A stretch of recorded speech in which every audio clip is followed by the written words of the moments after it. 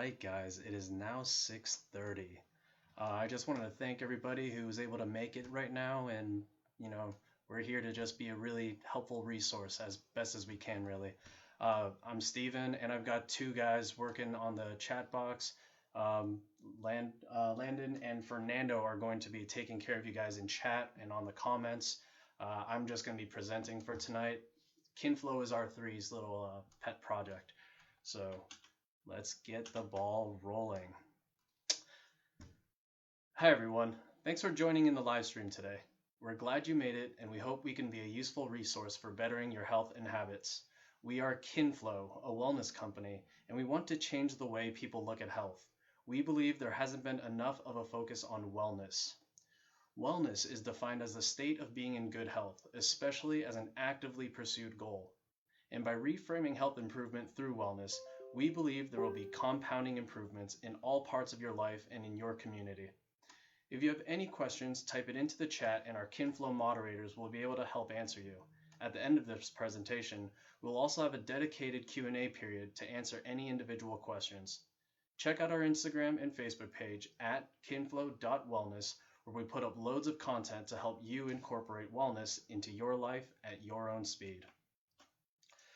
Now, I know that most of you today are interested in building upon or even starting an at-home routine to improve your physical wellness, especially with the quarantine measures that are currently being taken due to the COVID-19 outbreak. None of us want to get unnecessarily exposed by showing up to a gym. Today, I'll be covering the topic of physical fitness and training with things you can do at home with no equipment. Studies have shown that staying active helps keep your immune system strong, so make sure that you take the information we present today and use it to keep your immunity. As a fitness coach, I've seen everyone from sedentary office workers all the way to competitive international athletes. And trust me, 90% of people don't understand the importance of a good warm-up routine, and the 10% that do, only a small portion do it right. For those of you who are just starting with your training, this is a good training routine that you can repeat. This routine will help you build better flexibility, muscle endurance, and decrease your risk of injury. For those of you who have been training a while, this is a routine that can improve your ability to move and help fill in the gaps of your current training routine. And for those of you who are advanced and are in the more competitive side of physical training, this routine will help to reduce your risk of injury and give you greater kinetic efficiency, which means you'll use less energy to perform the same movements. I'm sure most of you have heard that you need to warm up, train, and eat right in order to become more fit.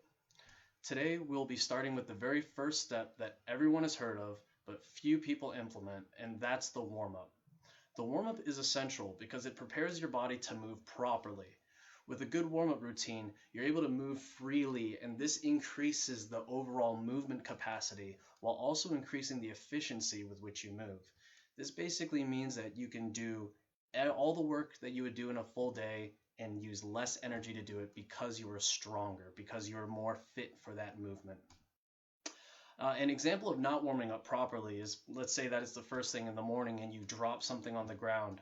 When you reach down to pick up for it, most of the time you're going to be reaching down with your waist and picking it up with your back.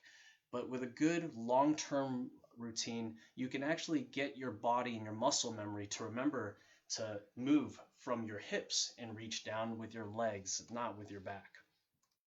Just as a heads up, I'll be presenting and teaching just one routine, and afterwards there will be a question and answers period to help with any related or unrelated questions.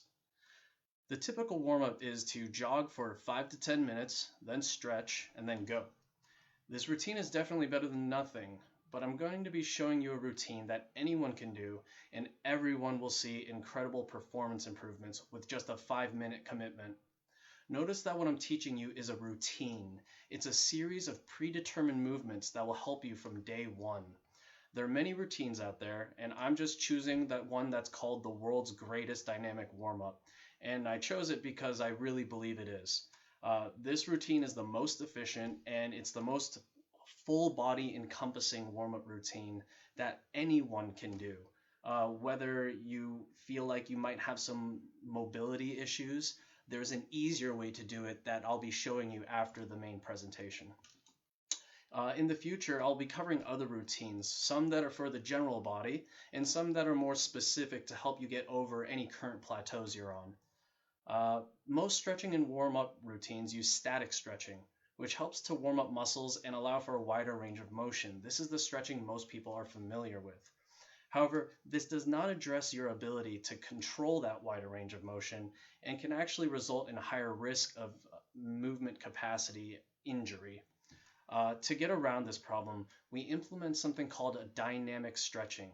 Dynamic stretching is a way to increase the flexibility similar to static stretching, but to actually exert control over that full range of motion. This means that you gain flexibility and control. Now, understanding this, the drawbacks of an improper warm-up seem pretty clear. Static stretching alone will help the muscle's ability to achieve a greater length, but won't give you any control. This means that you'll suddenly become flexible and might have a longer stepping stride, but no strength to control that stepping stride, and maybe you accidentally slip and hurt yourself. The goal of training is to improve your body's capacity for work. Physical work capacity is the ability to perform maximal physical work. As it is a function of the intensity and duration of work, each individual has many different capacities, such as anaerobic, aerobic, and endurance capacity, each with its own limiting factors. There are a few others, but those are the examples. Many times, people will start a program and will see a lot of progress in a short time, but then suffer an injury which takes them away from the training. We want to make sure that you can continue to see improvements in your work capacity and increase the longevity of your active lifestyle. This is all about improving raw physical wellness. Now I'm going to be pulling up the video that we will be going over today. Okay, now, at some point we will provide the link for this. This is a really good warm-up routine, and I recommend you go through it multiple times if necessary, but I'll be trying to explain it as we go along. So getting out of this, it's a short intro. Okay, so first this guy's just going to show us in this video what the routine looks like from the front. Now, couple things to note is the positions he chose. There's only 3 positions, and then he switches to the other side. Now, one thing to consider is that you hold each position long enough to have like a full inhale and a full exhale, or you can hold it longer to, build up more endurance. Now, he's explaining things, but I'm going to go ahead and skip us up to the beginning. I will be pausing this video to explain. So, in this first position, he steps forward with one leg and reaches down both hands to create a line, foot, hand, hand. And he'll bring his neck up, and if you notice that he's trying to create as straight of a line from his shoulder to his hips, knee, and ankle. But even in this position he's in right now, he isn't fully straightening out his knee. When you attempt to do this your first time, that's kind of one of the things that I would think about while I'm in this position. And notice that he's bringing his hips low to the ground. So this is supposed to help stretch the front of the leg as well as around the hip area. Now, once he's held this position long enough, he'll switch by bringing his hands back into both sides of the front leg, and then he'll tuck his neck down. This is to now help stretch with the back of the body. So starting from the neck, down to your spine, through the hips, and into your hamstrings. His front leg has his toe up, and in the beginning you can keep your foot flat, but by raising the toe up, you'll actually start more stretching in the back of the leg for the front leg. I recommend doing this if you can. If you can't, this is something you want to work up to. And again, just holding it long enough that you can stay there for a full breathing cycle or so. Now this part is just the front lunge, and what you see is that he has his front knee over his front foot, and he's on his back toes, keeping his chest tall and really stretching right at the front of his hips. Now this is going to be the most difficult position for most people, just because a lot of people don't have the endurance to hold this position very long, and that's okay. You can hold it for a full breathing cycle, you can hold it longer, you could even just get to that position. Once he gets into this position, there's a lot of imbalance that's going to happen, but you'll see more in the next part of this. Now, from this position, he just steps back out, and then he's going to switch and do the same thing on the other side. Again, noticing that he's creating that straight line from shoulder, hip, knee, ankle. Bringing the head nice and tall, breathing.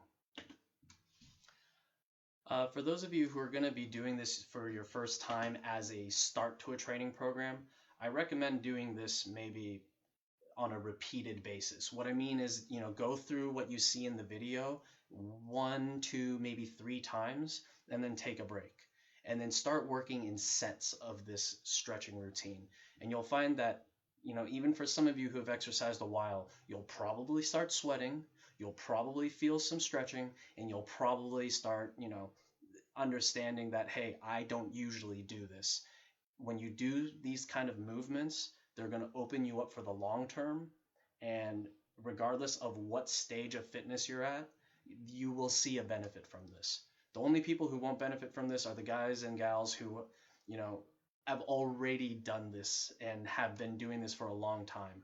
I myself do this about, honestly, once or twice a day, just that way I can always stay loose.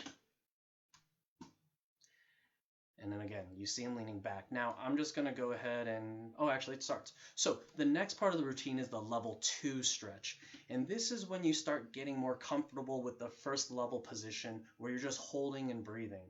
Now he's actually going to introduce rotation. And you're going to see that he's alternating sides. He's going to do it 4 times total. I recommend the same. You can get lazier and do 2. You can get really at it and do 10. Just do it. Then in the second position, you'll see, and let me rewind, he actually now rotates his neck. While the first position rotated the arms, the second position brings his ears towards his knee.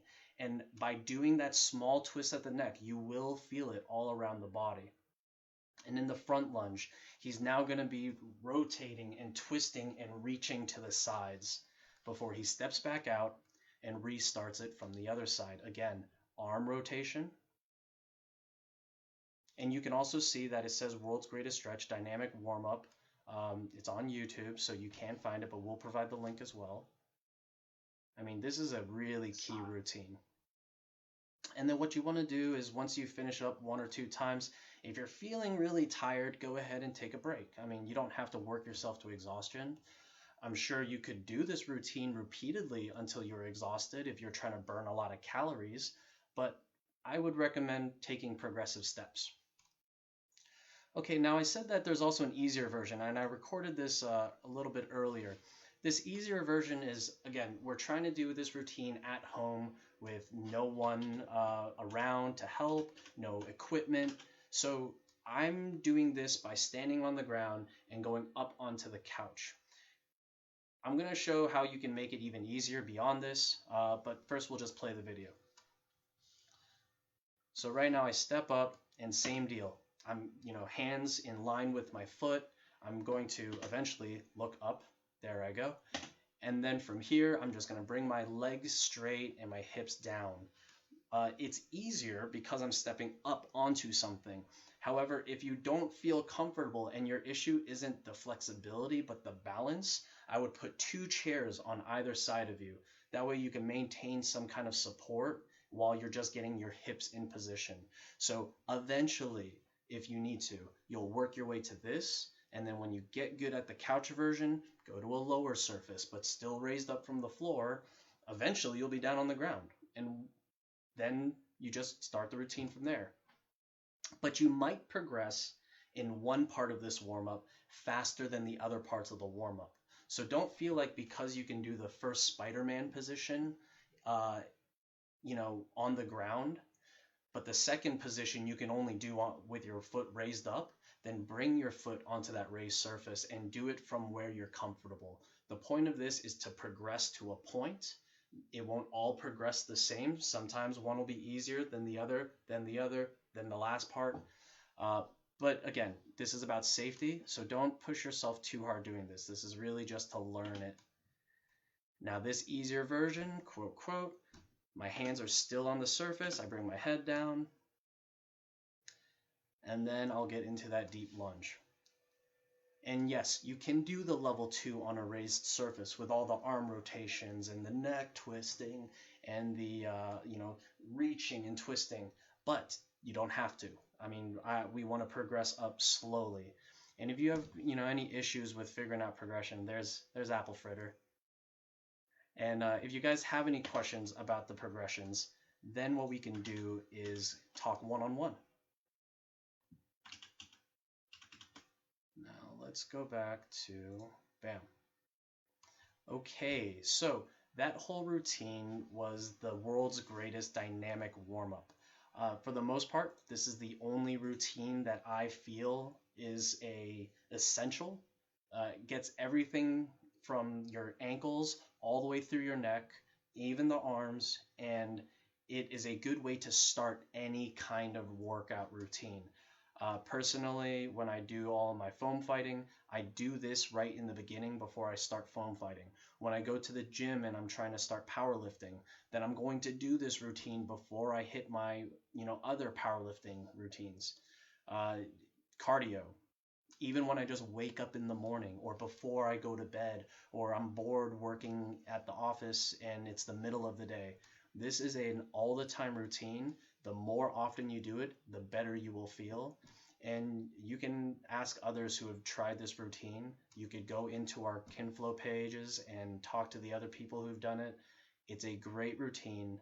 And if you guys have any other questions, this is the point where we're going to open up the Q&A. I think I have one last thing to mention about, there are other videos that do the same warm-up. Just be careful because all people do these warm-ups differently. I specifically chose the Discover Movement guy because I think his covers it the cleanest. You will find other versions of the world's greatest stretch. In the end, doing something is better than nothing. But in my eye, I think he honestly does it the best and makes the most considerations for the little parts of the body. You'll find other people doing other versions that, in my opinion, miss one or two things. If you guys have any questions and you feel like this video got you started and you want more, go ahead and ask us in the comments. Go ahead and ask us through a direct message. And what we can do is provide another webinar where we concentrate on that one topic, or we can sit down with you for a 10-minute consultation, and just let us know how we can help you, and we'll do what we can. So I'm gonna leave it back over to the chat box now. Thanks, guys.